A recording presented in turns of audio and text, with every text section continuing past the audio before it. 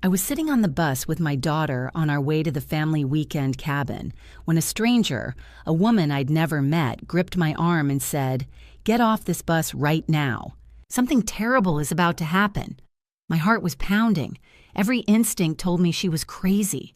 But something in her eyes, something urgent, something terrified, made me believe her.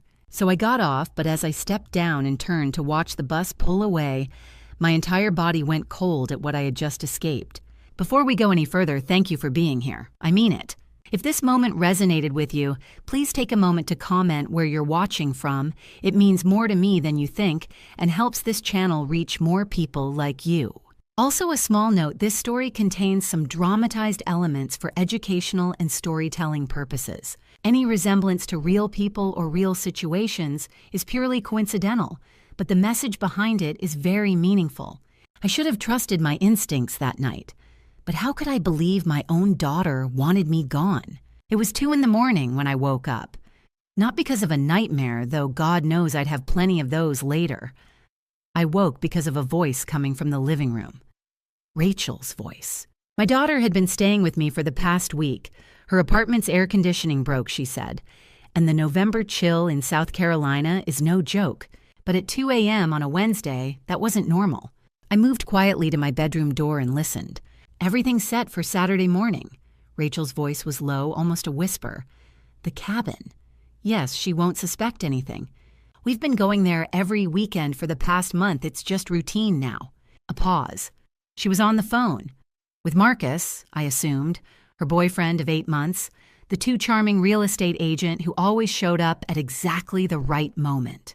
No, I packed everything already. It's in the bag. I'll keep it with me the whole time. Another pause.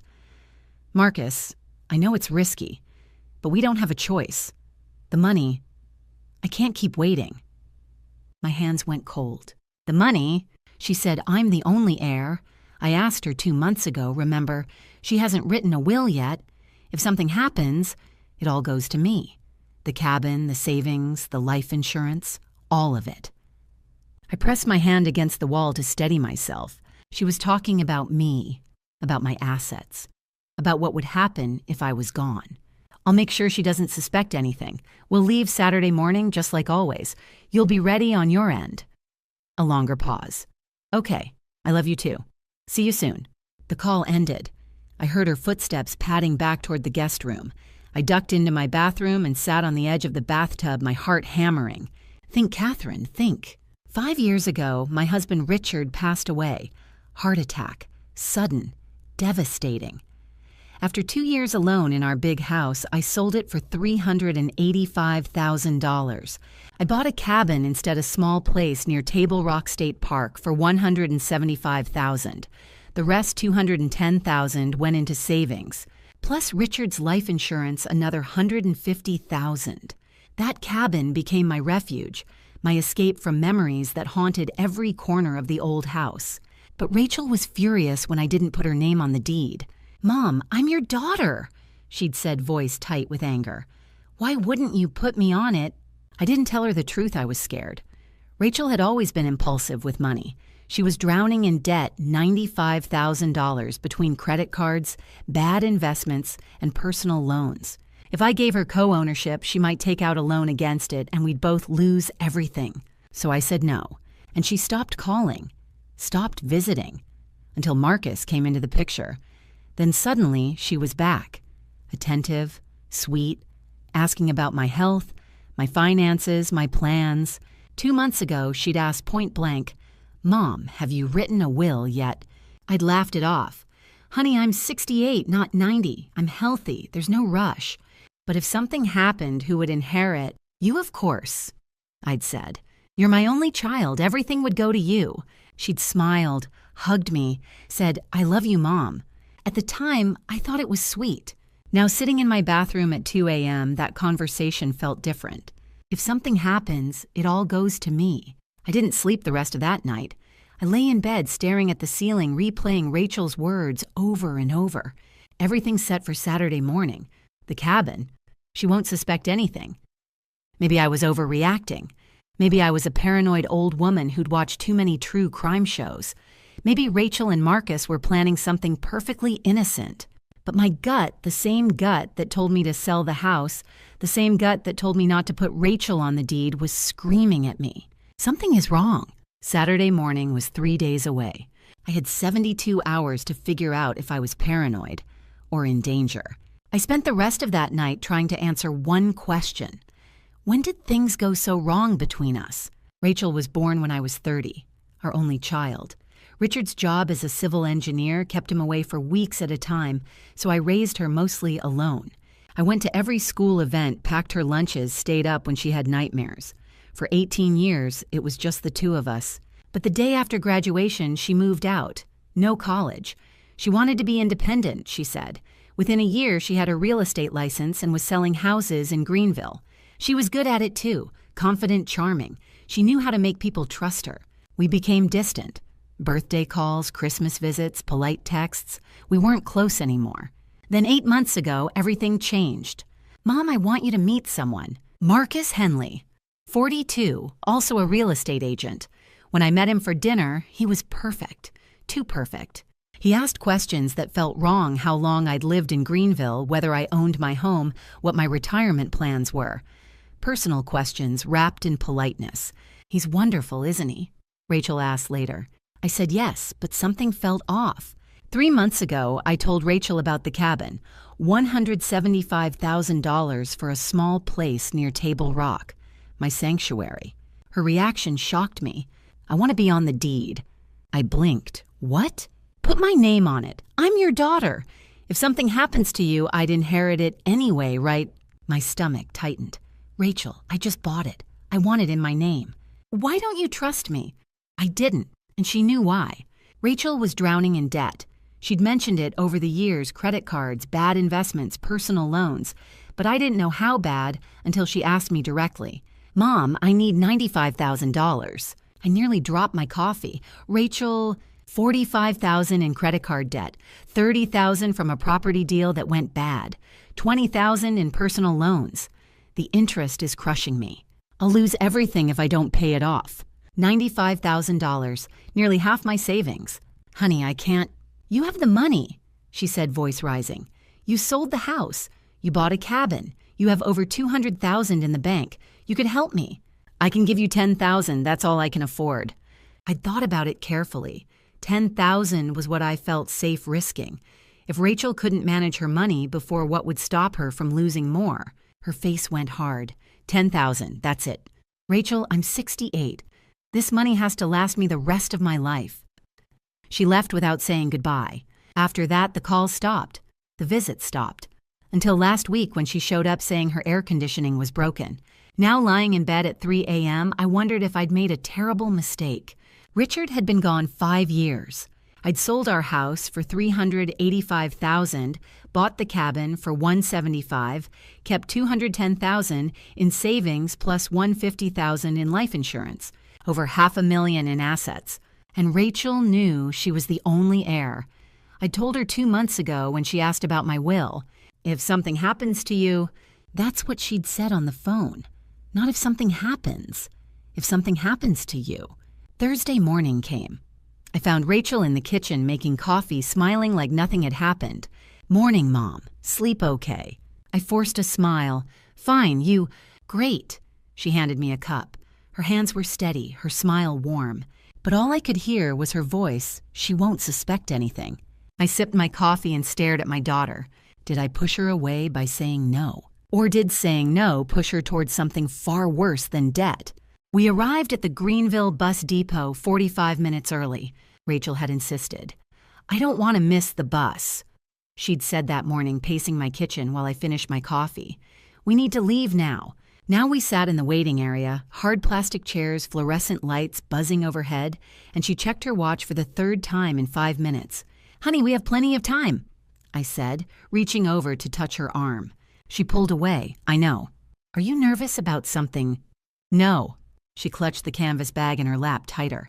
I just want to get there. I tried to smile. It'll be nice. Just the two of us at the cabin, like when you were little. Remember how we used to sit on the porch and... Mom, her voice was flat. I remember. The coldness in her tone stopped me. I looked at her. really looked at her, and saw dark circles under her eyes, tension in her jaw the way her fingers kept drumming against that bag. "Rachel, what's wrong?" "Nothing's wrong. You barely slept last night. You've been on edge all morning. If something's bothering you, you can tell me." "I'm fine." She stood abruptly. "I'm going to the restroom." She walked away before I could respond, clutching the bag to her chest like it contained something precious or dangerous. I sat alone watching other passengers trickle in. An elderly couple, a construction crew, a young mother with a little boy. Through the window, I noticed a silver sedan parked near the far fence. The engine was running. I could see exhaust curling in the cold morning air. The windows were tinted dark. Something about it bothered me. Rachel returned 5 minutes later. Her eyes were red. "Have you been crying?" "No." "Rachel." "Mom, I said I'm fine." She sat down 2 chairs away from me. Not beside me, 2 chairs away. When had my daughter started sitting 2 chairs away? At 8:15 a.m., the intercom crackled. "Now boarding bus 47 to Table Rock. All passengers please proceed to gate 2. Rachel stood immediately, bag clutched to her chest. We joined the line. The elderly couple ahead of us, the construction crew behind. "I'm glad we're doing this," I said, trying again. "Spending time together, just the 2 of us. We haven't done that in so long." Rachel didn't answer. She was staring past me out the window at the parking lot, at the silver sedan. "Do you know that car?" I asked. Her head snapped toward me. "What? The silver sedan. You keep looking at it." "I don't know what you're talking about." "Rachel, I'm not—" "Ma'am." "The driver." Frank, according to his nameplate, gestured us forward. "Boarding." Rachel climbed the steps quickly. I followed, fumbling for my ticket. Inside, the bus smelled like diesel and old vinyl. Rachel moved down the aisle without looking back. She chose a window seat near the rear row 9 and immediately turned toward the glass. I hesitated, then took a seat 4 rows ahead, row 6. Maybe she needed space. Maybe I was being clingy. But as I settled into my seat, I glanced back. Rachel was staring out the window. Her reflection in the glass looked pale, haunted. And her hands, I could see them even from here, were gripping that canvas bag so tightly her knuckles had gone white. More passengers boarded. The construction crew filed past, laughing about something. The young mother carried her son down the aisle, his head on her shoulder. At 8:28 a.m., an older woman with white hair stepped onto the bus. She paused, surveying the seats, then chose one across the aisle from Rachel. Frank closed the doors. The engine rumbled to life. I looked out my window one last time. The silver sedan was still there, engine running. And though I couldn't see through the tinted windows, I had the strangest feeling. Someone was watching us leave. The bus lurched forward, pulling away from the depot. I turned in my seat, looking back at Rachel. She was still staring out the window. But now I realized she wasn't looking at the scenery. She was checking her watch. The bus smelled like diesel and old vinyl. I sat in row 6, watching the Carolina foothills roll past. Pines crowded the roadside. The pavement climbed upward, winding into tighter curves. But I wasn't watching the scenery. Every few minutes I turned around. 4 rows back, Rachel sat pressed against the window, that canvas bag clutched in her lap. Her face was pale, her jaw tight, her eyes distant. She hadn't looked at me once since we'd boarded. At the depot, I'd said, "It'll be nice, just the 2 of us." She'd looked at me like I'd said something painful. Now she sat alone in row 9. I sat alone in row 6. 4 rows apart. It felt like 400 miles. The bus stopped in Easley. A few passengers got off. A few got on. An older woman with white hair took the seat across from me. She nodded politely, then opened a book. Frank closed the doors. The bus pulled away. I glanced back. Rachel was checking her watch. She'd been doing that since Greenville. Checking her watch. Checking her phone. Looking at the time like she was counting down to something. 5 minutes later, she checked again. Then again. Through the windshield, mile marker 47. The road steepened. The curves tightened. On the right, the ground dropped into steep slopes. When had Rachel stopped wanting to be near me? At 8:50 a.m., I turned again. Rachel was looking at me. Not a casual glance. A long, deliberate stare. Our eyes met. For a moment, I thought she might smile. But she didn't. She just stared, memorizing my face. Then she turned back to the window. A chill ran down my spine. That wasn't a daughter checking on her mother. That was someone saying goodbye. The woman across the aisle glanced up from her book. Her eyes flicked toward Rachel. She'd noticed, too. Another sign, mile marker 45. Before I could move, the woman closed her book. She stood and walked toward Rachel. I watched in the window's reflection as she stopped beside Rachel's seat, leaned down, spoke quietly. Rachel went rigid. Then the woman turned and walked toward me. She stopped beside my seat. "You need to get off this bus." I blinked. "What? Right now?" "I don't understand. Your daughter is planning something." Her voice dropped. "I've seen this before. 30 years ago. A woman died because I didn't speak up. I won't make that mistake again." I looked at Rachel. Rachel was staring at us, face-white hands gripping that bag. "Look at her hands," the woman said. Rachel's knuckles were bone white. "Look at what's in that bag." I couldn't see from here, but I remembered how tightly Rachel had held it. "What's in the bag?" The woman's jaw tightened. "Something that doesn't belong on a bus." My heart hammered. This stranger was telling me my daughter was dangerous. But I thought about the phone calls, Rachel's desperation, Marcus's cold stare, and I thought about that look Rachel just gave me. "Goodbye. We're 10 minutes from the steepest grade on this highway," the woman said. "If I'm right, the brakes will fail. If I'm wrong, you'll think I'm crazy. But if I'm right and you stay, you'll die." I looked at Rachel. She wouldn't meet my eyes. "Driver, stop the bus." Frank glanced at me. "Ma'am, stop the bus. I need to get off." "Mom, no." Rachel's voice cut through the bus, panicked. "Mom, don't." I looked back. Rachel was half standing, face twisted with fear. Not fear of something, fear that I was leaving. "Mom, please don't get off." But I was already moving down the aisle. The woman followed. "Ma'am, we're not at a stop," Frank said. "I don't care. Stop the bus." Frank pulled onto a shoulder near mile marker 42. The doors hissed open. I stepped down onto gravel legs, shaking. The woman stepped beside me. "Wait." Rachel was at the door, tears streaming. "Mom, you don't understand." The doors closed.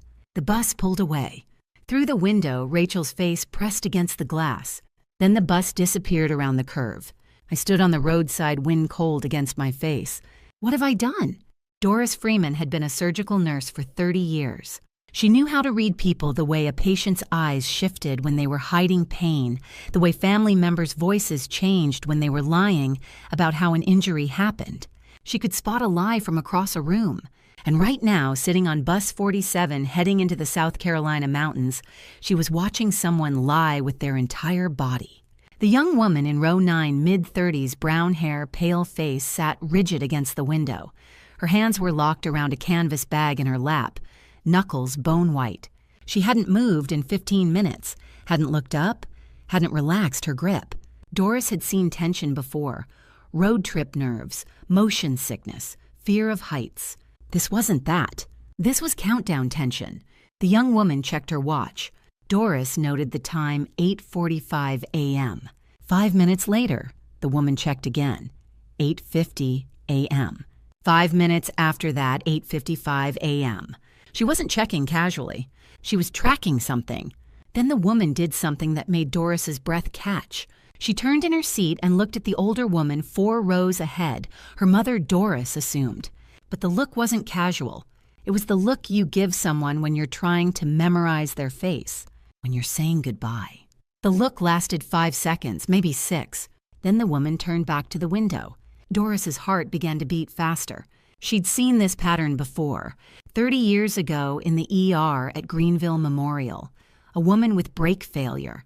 Doris had suspected something was wrong, something deliberate, but she'd said nothing. The woman died. Doris had carried that face with her every day since. Not this time. Doris leaned forward slightly, trying to see what the daughter was holding. The canvas bag sat in her lap, arms wrapped around it. The zipper was slightly open. Through the gap, Doris caught a flash of something yellow.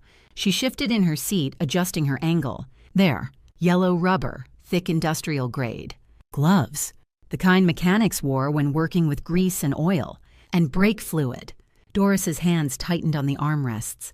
She looked at the daughter's face, pale, jaw clenched, eyes tracking the road ahead. She looked at the bag, the yellow gloves hidden inside. She looked at the mother 4 rows ahead, gazing peacefully out the window. And suddenly Doris understood. Through the front windshield, she saw a green sign flash past mile marker 43. Doris knew this road. In less than 10 minutes, they'd reach the steepest grade on SC Highway 11, a 40-degree downhill slope with hairpin curves and a cliff that dropped 200 feet. If a bus lost its brakes on that grade, the driver would have seconds to react. And if he didn't react perfectly, the bus would go over the edge. Everyone on board would die. Doris looked at the daughter again. Her breathing was shallow, fast. Her eyes were locked on the road ahead. She's waiting for it. Another sign flashed past mile marker 42. The daughter checked her watch, 8:57 a.m.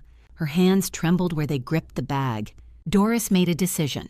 She would not carry another face for the next 30 years. She would not let another woman die because she was too afraid to act.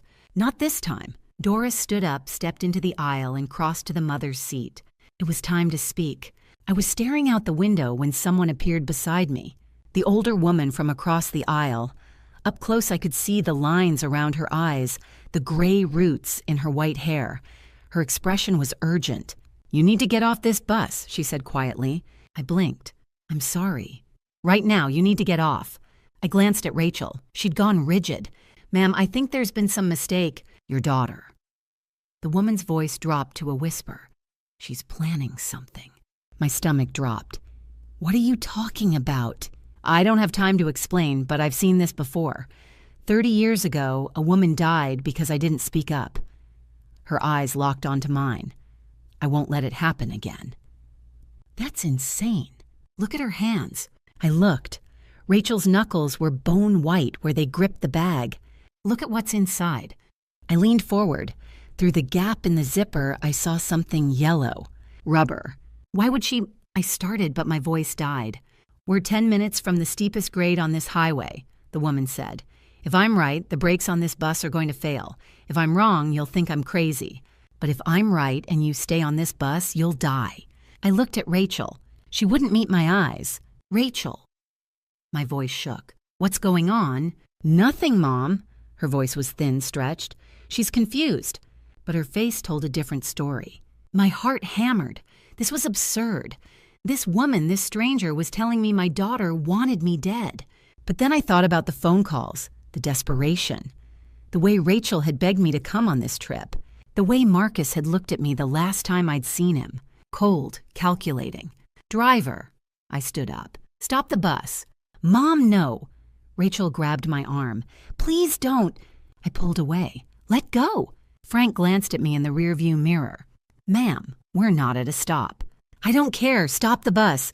"Mom, please." Rachel's voice cracked. "You don't understand." But I was already moving down the aisle. Frank pulled onto a narrow shoulder. The doors hissed open. The older woman followed me down the steps. "Mom, wait." Rachel was at the door now, tears streaming. "Please." The doors closed. The bus pulled away. Through the window, I saw Rachel's face, white, terrified, her mouth forming words I couldn't hear. Then the bus disappeared around a curve. I turned to the woman. "Who are you?" "Doris Freeman." She pulled out her phone. "We need to call the police." In the distance, I heard the bus engine straining upward.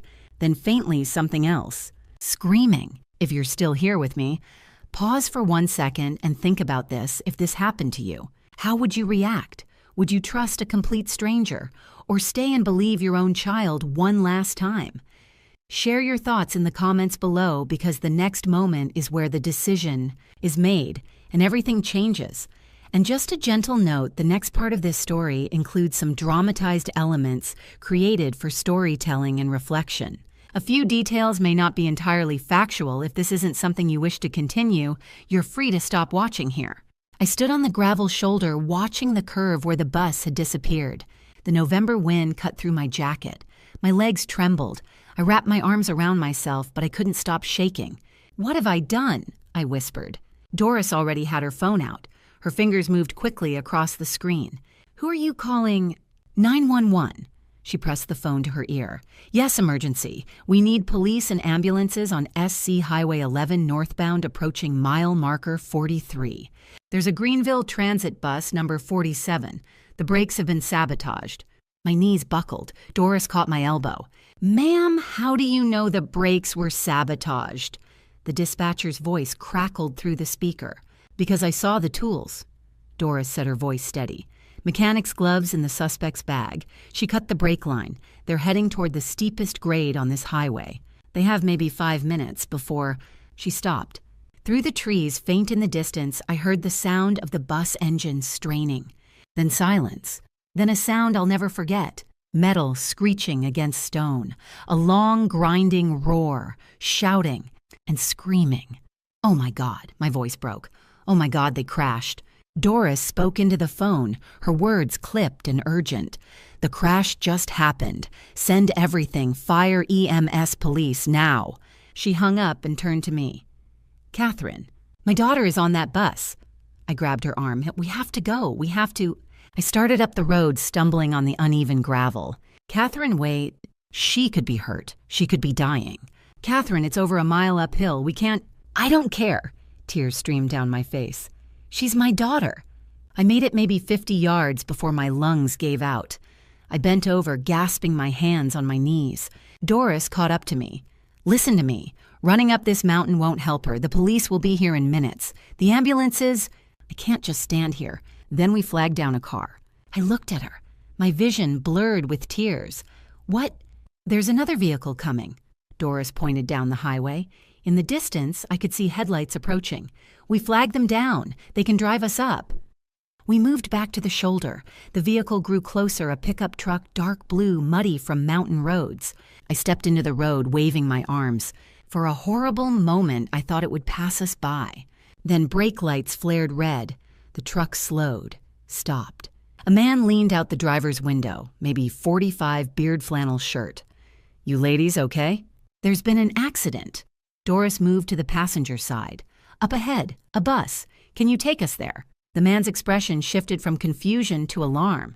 "A bus, Jesus. Get in." I climbed into the back seat. Doris took the front. The truck smelled like coffee and sawdust. "Name's Jim," the man said, already accelerating. "What happened?" "The brakes failed," Doris said. 24 people on board." Christ. Jim's hands tightened on the wheel. "You see it happen." We heard it. The truck climbed the grade engine, growling. I pressed my face to the window, searching the road ahead. Please let her be okay. Please let her be alive. Please. But even as I prayed, another thought crept in. Dark, unwelcome. She wanted you dead. She planned this. She was willing to kill you for money. I squeezed my eyes shut, trying to push the thoughts away. She was still my daughter. No matter what she'd done, she was still my daughter.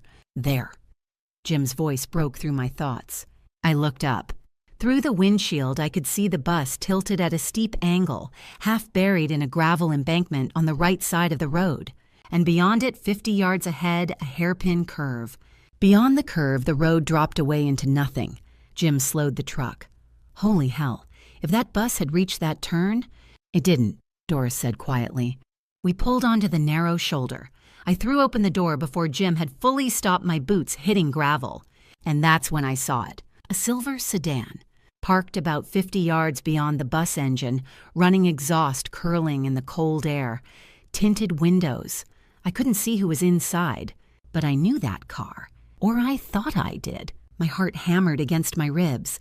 Marcus. Then the sedan's brake lights flared. It began to reverse slowly, deliberately, turned, and disappeared around the bend. Did you see that? I asked Doris. She was already looking at the bus, at the people climbing out. See what? The car. The silver. But when I turned back, it was gone. Maybe I'd imagined it. Maybe my mind was playing tricks. Or maybe it had been real. I didn't know. And somehow that was worse.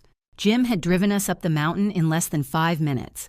The pickup truck's engine growled as it climbed the grade, Frank's name on Jim's lips. Frank Dawson's a good driver. If anyone can stop a runaway bus, it's him. Now, standing at the crash site, I prayed Jim was right. People were climbing out of the emergency exit at the rear of the bus. A construction worker in an orange vest helped an elderly woman down. A young mother clutched a little boy to her chest. He couldn't have been more than 6. 2 men in denim jackets steadied each other, limping. Frank Dawson, the driver, stood near the front, his hands braced on his knees. Blood trickled from a cut on his forehead. His shirt was soaked with sweat. "Everyone okay?" Doris called out as we approached. Frank looked up. His face was gray. "We're alive. I don't know how, but we're alive." Jim was already on his radio. "Yeah, Charlie, I'm on Highway 11 just past mile marker 42. Bus accident. We need ambulances. Multiple injuries doesn't look life-threatening, but yeah, they're on the way. Good." I barely heard him. I was scanning faces, searching. The construction crew, the elderly couple, the mother and child, a teenager, a man holding his wrist at an odd angle. And then I saw her, Rachel. She stood at the edge of the group, half hidden behind two men. Her hair hung in tangles around her face. Her jacket was torn at the shoulder. Her hands hung limp at her sides. But it was her expression that stopped me cold. White, empty, staring. At me. For a moment, we just looked at each other, mother and daughter. Across 20 yards of gravel and wreckage. She didn't move, didn't speak. She just stared. And I realized she was looking at me the way you'd look at a ghost. Because I wasn't supposed to be here. I was supposed to be on that bus. Supposed to be injured. Supposed to be dead. But I was standing here, alive, whole. And she knew that I knew. Rachel's mouth moved. I couldn't hear the words, but I could read her lips. No, no, no. Her legs gave out. She collapsed onto the gravel, her hands pressed to her face, sobbing. Doris's hand found my shoulder. "Catherine, she did this." My voice didn't sound like my own. "My daughter did this." "I know. She tried to kill me. I know. 24 people could have died. But they didn't." Doris's grip tightened. Frank stopped the bus. He saved them. I looked at Frank. He was sitting on the ground now, his back against the bus, his head in his hands, shaking. "How?" I whispered. "Training, instinct, luck." Doris shook her head. "All three." In the distance, sirens began to wail. Red and blue lights flickered through the trees. The police were coming. The ambulances. And when they arrived, they would ask questions. They would find the cut brake line. They would find the tools in Rachel's bag. And they would arrest her. My daughter. My only child. I walked toward her slowly. Each step felt like moving through water. She looked up as I approached. Her face was streaked with tears. Her eyes were red and swollen. "Mom," she whispered. "Mom, I stopped 3 feet away. I wanted to hold her, to tell her it would be okay. But I couldn't. Because it wouldn't be okay. Not ever again. Why, the word came out broken. Why, Rachel." She opened her mouth, closed it, opened it again. But no words came. Maybe there were no words. Maybe there was no answer that could make this make sense. 2 police cruisers pulled up, lights flashing. Captain Thomas Brennan stepped out of the first one, taking in the scene with sharp, assessing eyes. He walked over to Frank first, spoke quietly. Frank nodded, gestured toward the bus. Then Brennan turned toward me. And I knew. The moment he looked at me, I knew. He'd already figured it out. Or he would soon. Doris stepped forward. "Officer, I'm Doris Freeman. I'm the one who called 911. Brennan's eyes shifted to her. "You said the brakes were sabotaged." "Yes." "How did you know?" Doris glanced at Rachel, then back at Brennan. "Because I saw the tools in her bag." Brennan followed her gaze. Rachel was still on the ground, sobbing into her hands. "Ma'am," Brennan said, his voice gentle but firm, "I'm going to need you to stand up." Rachel didn't move. "Ma'am, please stand up." Slowly, Rachel raised her head, looked at me one last time. And I saw it. Not anger, not defiance, just emptiness. She stood. Brennan moved toward her, one hand on his belt, the other extended. "Ma'am, I need you to put your hands behind your back." Rachel obeyed. Click, click. The sound of handcuffs closing was the loudest thing I'd ever heard. Captain Thomas Brennan arrived at the crash site within 20 minutes of the first police cruiser. He was maybe 55 gray at the temples, with the kind of steady, assessing gaze that made you feel like he was reading your entire life story in 3 seconds. He walked the perimeter of the crash site first, studied the bus, the gravel embankment, the cliff 50 yards away. Then he spoke to Frank. I couldn't hear what they were saying, but I watched Frank gesture toward the brake pedal, toward the road behind us, toward the curve ahead. His hands shook as he spoke. Brennan nodded, made notes. Then he turned to one of the officers. "Get a mechanic up here. I want that brake line examined. Now." 20 minutes later, a man in coveralls arrived in a tow truck. He crawled under the front of the bus with a flashlight. When he emerged, his expression was grim. "Brake line's been cut," he said. "Clean cut. Not worn. Not corroded. Somebody did this on purpose." My stomach dropped. Brennan's jaw tightened. "You're sure?" "100%. Brennan turned to Detective Angela Price, a younger woman with dark hair and sharp eyes who'd arrived with the second wave of officers. "We're treating this as attempted murder. 24 potential victims. I want everything, passenger interviews, forensics, the works." Price nodded, already on it. "They started with Rachel." An officer approached her where she sat on the ground, still crying. "Ma'am, I need to see your bag." Rachel didn't respond, didn't move. "Ma'am, your bag, please." Slowly, Rachel released her grip on the canvas bag.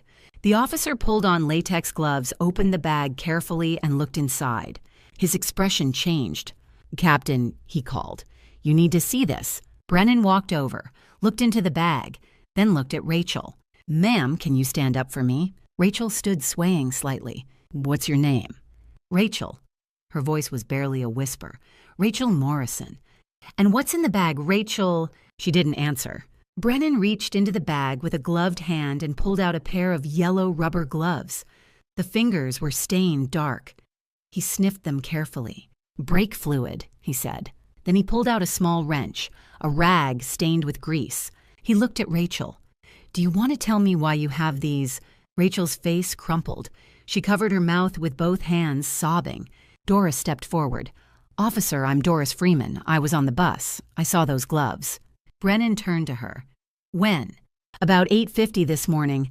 The suspect opened her bag to get something. I think it was a water bottle. That's when I saw the gloves. Yellow rubber, stained. I'm a retired surgical nurse. I know what brake fluid looks like." Brennan's gaze shifted back to Rachel. "Rachel Morrison, you have the right to remain silent. Anything you say can and will be used against you in a court of law. You have the right to an attorney." "I did it." Rachel's voice was flat, empty. "I cut the brake line, Friday night, at the depot." "Rachel, don't—" I started forward, but an officer held me back. "Ma'am, please stay where you are." "She's my daughter." Brennan finished reading the Miranda rights. "Do you understand these rights as I've explained them to you?" Rachel nodded. "I need a verbal answer." "Yes." "Do you wish to speak to an attorney?" Rachel shook her head. "No, I'm done lying." They put her in the back of a police cruiser. I watched through the window as they buckled her in. Her face was blank, hollow, like she'd already left her body. Detective Price approached me. "Mrs. Morrison, I know this is difficult, but we're going to need to take your statement. Can you come to the station now?" "Within the next few hours, yes." I nodded numb. Price's expression softened slightly. "Your daughter is cooperating. She's talking.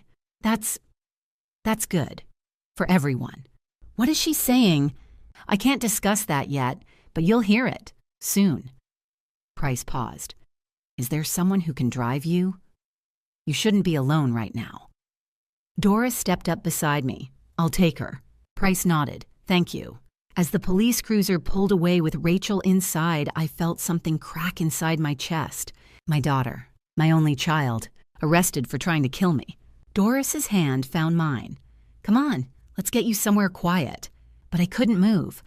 I stood on that gravel shoulder watching the cruiser disappear around the curve. And I thought this morning I woke up excited to spend the weekend with my daughter. Now she's in handcuffs, and I don't even know who she is anymore. I sat in the corner of the Greenville Police Department's waiting area, clutching a styrofoam cup of coffee I hadn't touched. Doris sat beside me, her hand resting on my knee. Captain Thomas Brennan had arrived at the crash site within 20 minutes. By the time the ambulances left, everyone battered but alive. He'd already begun piecing it together. Brake failure. Sabotage. A mother who'd been warned to get off the bus by a stranger who'd seen it coming. And a daughter who'd begged her to stay on. Now through the window of interview room 2, I could see Rachel. She sat hunched in a metal chair, her hands cuffed in front of her. Her orange jumpsuit looked 2 sizes too big. Her hair hung limp around her face. She wouldn't look up. Detective Angela Price stood across from her, a thick file open on the table between them. "Mrs. Morrison." A voice behind me. I turned. Captain Brennan gestured toward his office. "Can we talk?" Brennan's office was small and cluttered case files stacked on every surface, a map of Greenville County pinned to the wall. He motioned for me to sit. "Your daughter confessed," he said, without preamble. "She admitted to cutting the brake line on Bus 47 Friday night at the depot." My hands went numb. "She also named her boyfriend Marcus Henley as the one who planned it." Brennan pulled out a photograph, a driver's license. Marcus's face stared back at me, cold and smug. "He's not in Greenville. He's in Atlanta. Has been since Friday evening." "Atlanta," I whispered. Brennan nodded.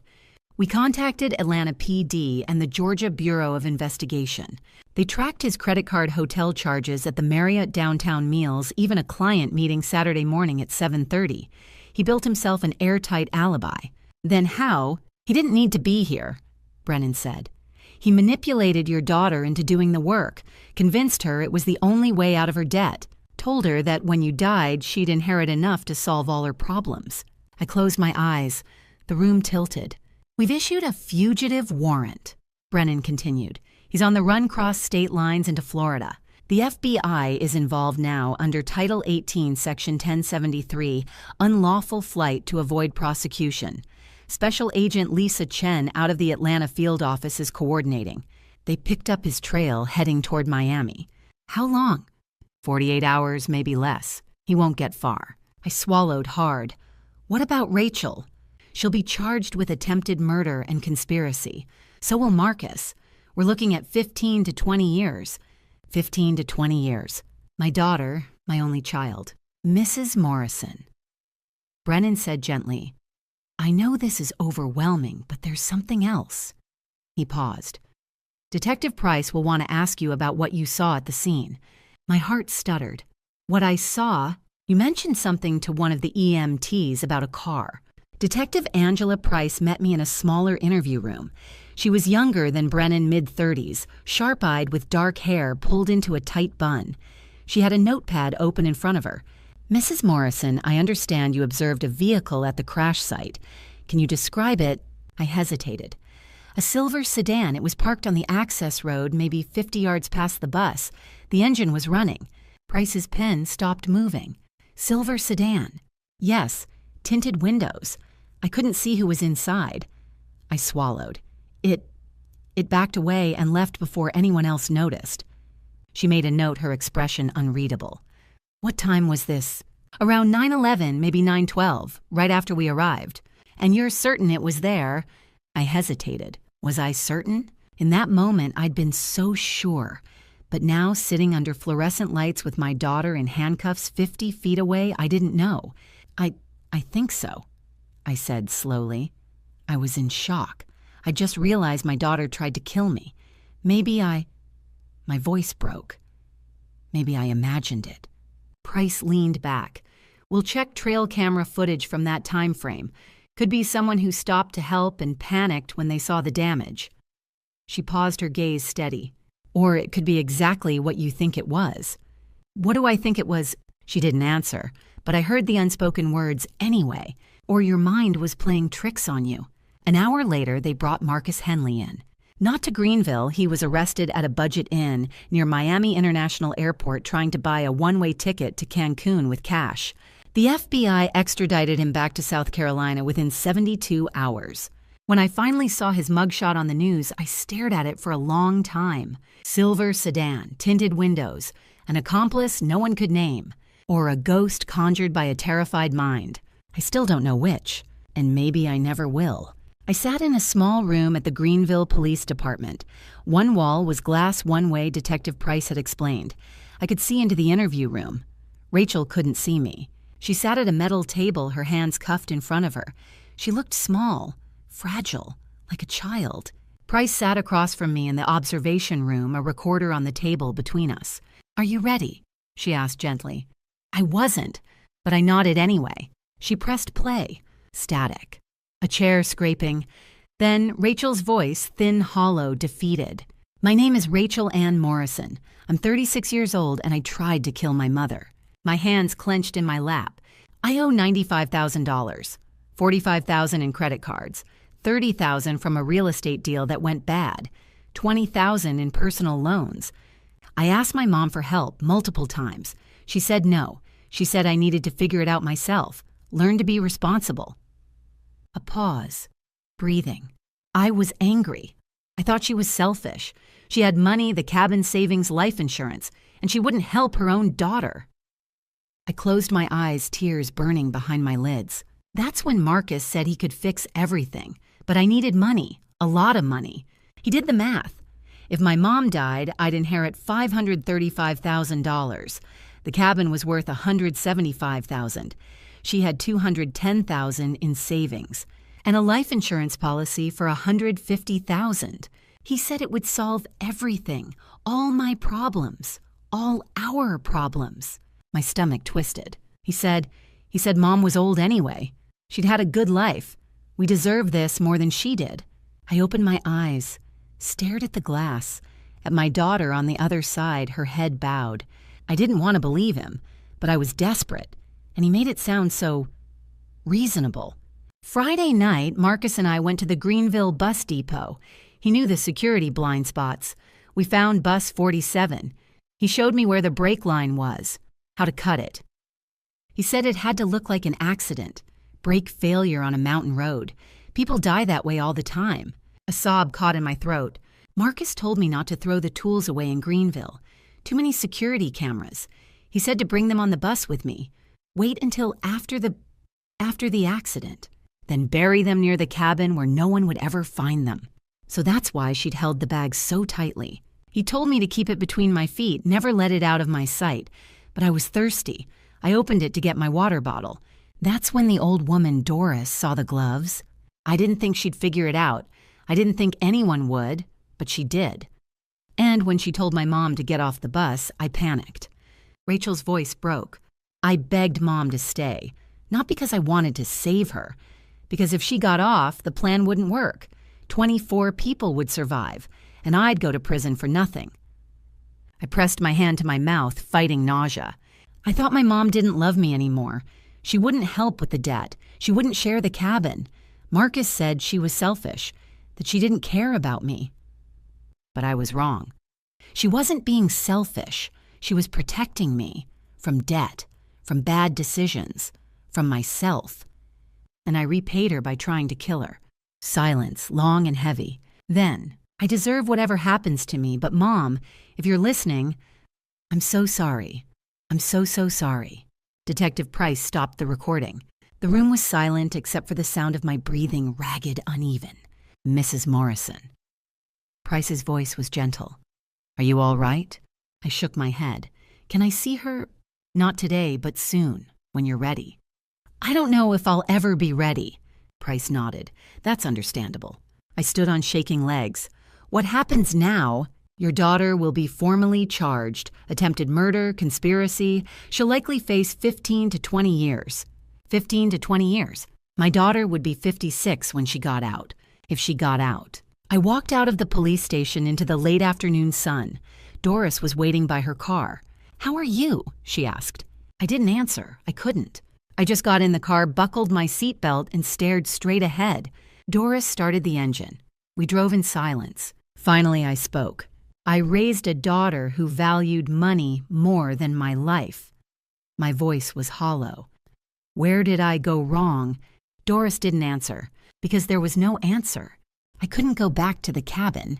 Not yet, maybe not ever. So I stayed with Doris. She had a small house on the edge of Greenville, white clapboard, a front porch with rocking chairs, a garden that needed weeding. She gave me the guest room and didn't ask questions when I couldn't sleep.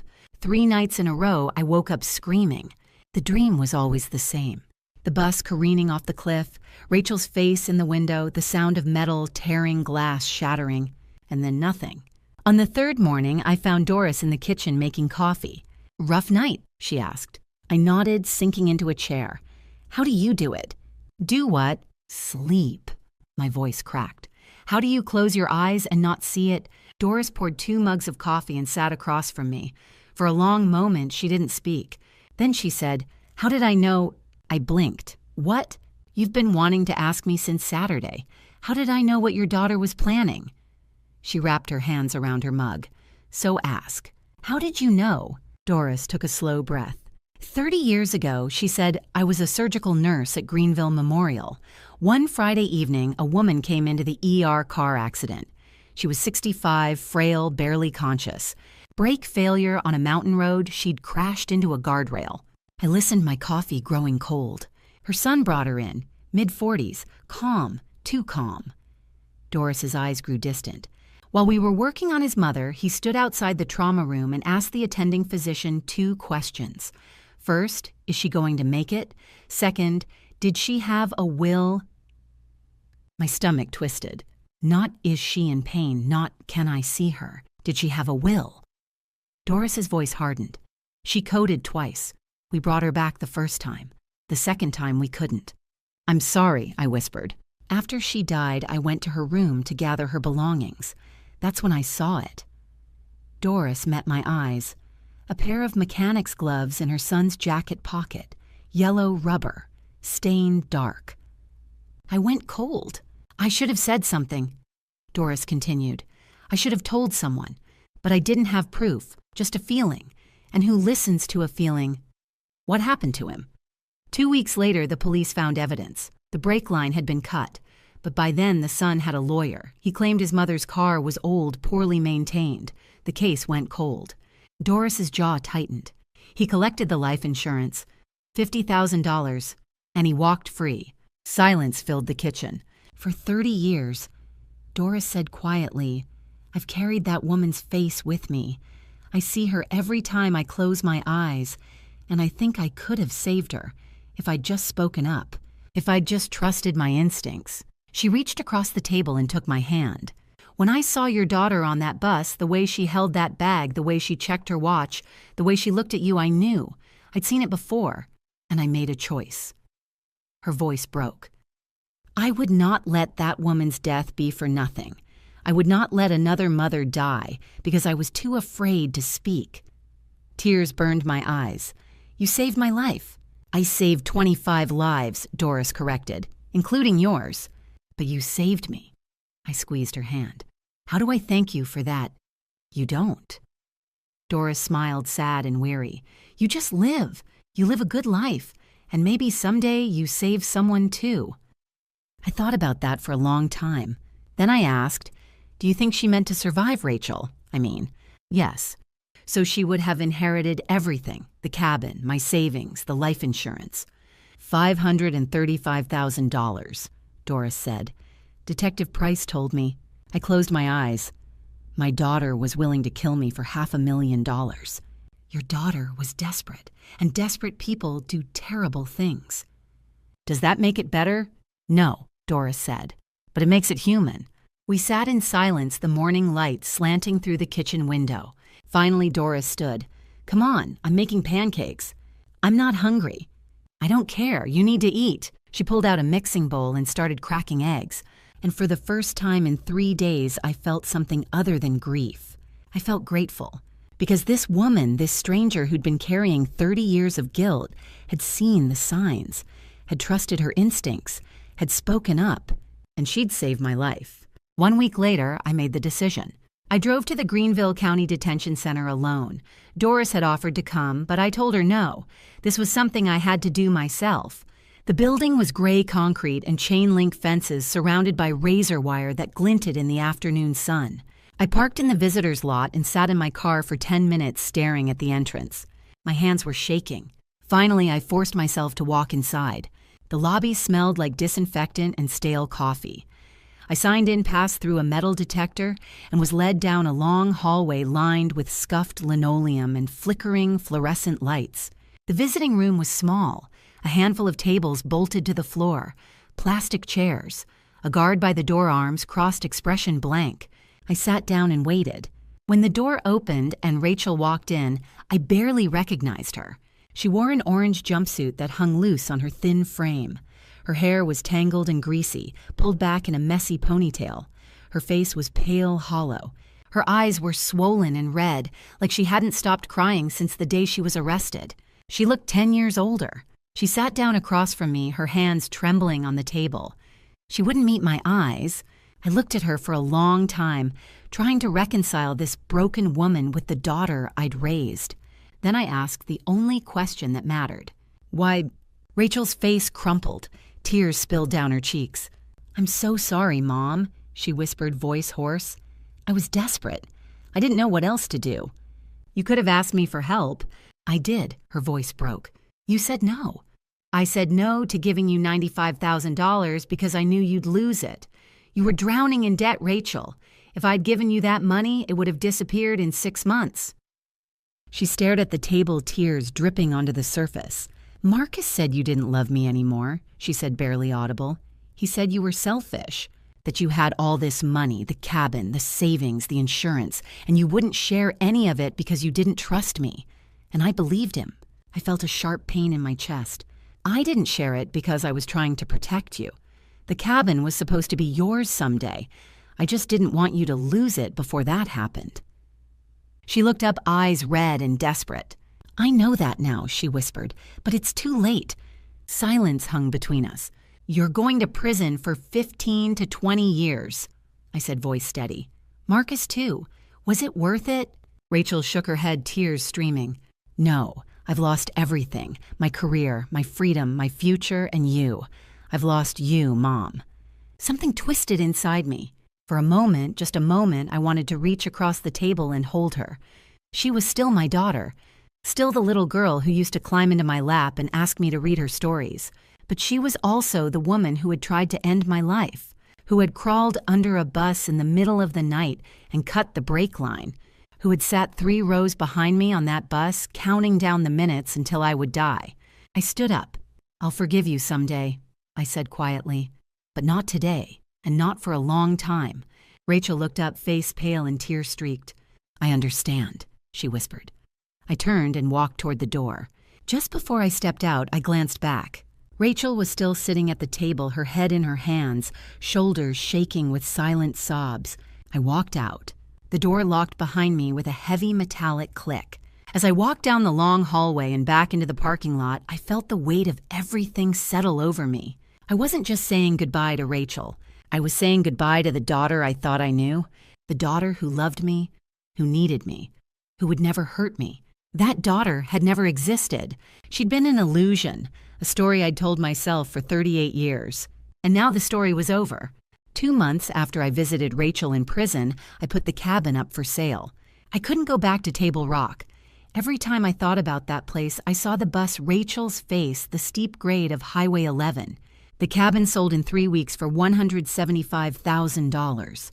I took the money and left Greenville. I moved to Charleston. Doris had told me it was a good place to start over. "The ocean helps," she'd said. "It reminds you the world is bigger than your pain." I found a small apartment near the historic district 10 minutes from the harbor. 1 bedroom, tiny kitchen, a balcony with a view of the Atlantic. Every morning I woke to the sound of waves and seagulls. It was the first time in months I'd slept through the night. My cousin Helen lived in Charleston. When I called to tell her I was moving, she showed up the day I arrived with a casserole, a bottle of wine, and a hug that lasted 5 minutes. "You don't have to talk about it," she said, "but I'm here if you do." I didn't talk about it, not yet. But Helen came by twice a week anyway. She brought groceries, helped me unpack, sat on the balcony, and told me stories about her kids, her job, her neighbors. She filled the silence, and slowly the silence became less suffocating. I started a routine. Every morning, I walked to the waterfront. I'd buy coffee from a shop near the harbor and sit on a bench overlooking the water. I watched the boats, the tourists, people living their normal, uncomplicated lives. At first, I didn't talk to anyone. But after a few weeks, the barista started recognizing me. "The usual," she'd ask with a smile. A woman on the walking path nodded at me one morning. "Beautiful day, isn't it?" "It is," I said. Small things, small connections, but they mattered. I met a neighbor, a retired teacher named Margaret, who lived 2 doors down. She invited me to a book club. I almost said no, but then I thought about what Doris had told me. "You're stronger than you think." So I went. I sat in a room full of strangers and listened to them argue about a novel I hadn't read. For 2 hours, I didn't think about Rachel. I didn't think about the bus or the brake line or the confession. I just listened. It wasn't much, but it was something. Rachel sent me 3 letters from prison. They arrived one by one, her handwriting shaky on the envelopes. I didn't open them. I wasn't ready. Maybe I never would be. I stacked them on the kitchen counter, unopened, and tried not to look at them. Doris called me every week. "How are you doing, honey?" "I'm okay," I'd say. And I meant it. Not healed, not whole, but okay. "You're doing better than you think," Doris said one evening. "You sold the cabin. You moved. You're meeting people. You're building a life. That takes strength." I looked out at the ocean, the sun setting in streaks of orange and pink. "I don't feel strong." "You are," Doris said firmly. "You're stronger than you think." I wanted to believe her. Some days I woke up and felt the weight of everything crushing me. I thought about Rachel in that prison cell, the daughter I'd lost, the daughter who'd never really existed. But other days, I woke up and made coffee and walked to the harbor and felt the ocean breeze on my face. And I thought, I'm still here. I'd lost my daughter, but I'd found myself. Not the version who'd spent 20 years raising a child alone. Not the version who'd sacrificed everything to give Rachel a better life. A new version. A version who was learning to live for herself. It wasn't easy. It wasn't fast. But it was mine. 18 months later, I stood in front of 15 children at the Charleston Public Library, holding a picture book about a bear who was afraid of the dark. "Can anyone tell me what the bear is feeling?" I asked. A little boy in the front row raised his hand. "He's scared." "That's right, Noah, he's scared. But what does he do about it?" Noah thought for a moment. "He asks for help." Exactly. I was 70 years old. For the first time in my life, I was teaching kids to read not for money or recognition, just because I wanted to. Every Tuesday and Thursday afternoon, I volunteered at the library leading a free reading program for children, ages 6 to 10. Some were struggling readers. Some just loved books. All of them made me feel like my life still had purpose. Noah was one of them. He was the same little boy I'd seen on Bus 47 that Saturday morning, clinging to his mother Amanda as the bus careened down the mountain with no brakes. Now he was 6, and he was learning to read. After class, Amanda came to pick him up. She smiled as Noah ran over, clutching the book I'd lent him. "He talks about you all the time," Amanda said, "his favorite teacher. He's a sweet kid." Amanda's smile faded slightly. "You saved my son's life that day, and now you're teaching him to read. You're a blessing, Catherine." My throat tightened. "I'm just glad we're all still here," I said softly. That evening, Doris came to visit. We met at a cafe near the harbor. We sat outside the ocean breeze, warm and salty, the sun setting in streaks of gold. "You look good," Doris said. "Really good." "I feel good," I said, and I meant it. Doris raised an eyebrow. "I heard you read Rachel's letters." I nodded. "Last week, all 15 of them. And she's changed. She's taking responsibility, not blaming Marcus anymore, not blaming me. She's taking college courses in prison psychology." "Psychology," Doris repeated. "Maybe she's trying to understand herself." "Maybe. Are you going to visit her?" I looked out at the ocean. "Maybe, someday, when I'm ready." "And when will that be?" "I don't know, but I've spent 18 months learning how to live again. I'm not going to rush that." Doris reached across the table and squeezed my hand. "You're doing just fine, honey." We sat in silence, watching the sun sink toward the horizon. Then I said, "I've learned 3 things." Doris waited.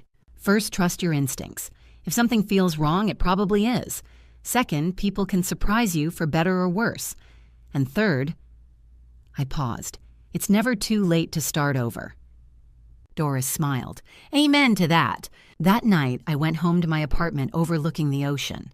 I made tea, sat at my kitchen table, opened my laptop. I stared at the blank screen for a long time. Then I started typing. "The Day I Got Off the Bus" by Catherine Reeves. I didn't know when I woke up that Saturday morning that my daughter was planning to kill me. I wrote for 2 hours.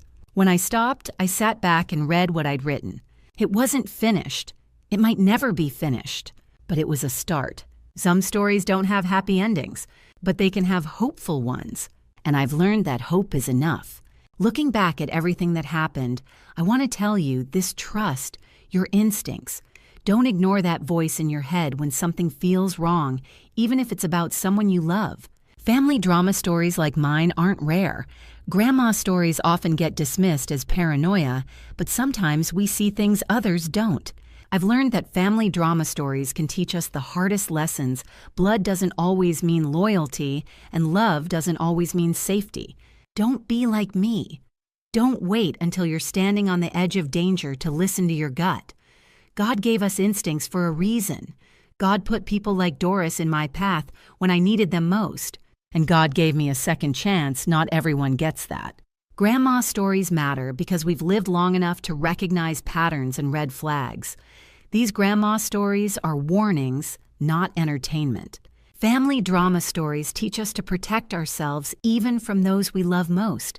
My advice: set boundaries, protect yourself, and remember, it's never too late to start over. If my story helps even one person trust their instincts and walk away from danger, then it was worth telling. Final note: this content contains dramatized storytelling elements for educational purposes. Some details are fictionalized, but the lessons and messages are entirely valuable. If this style doesn't suit you, that's okay. Please seek content that better fits your needs.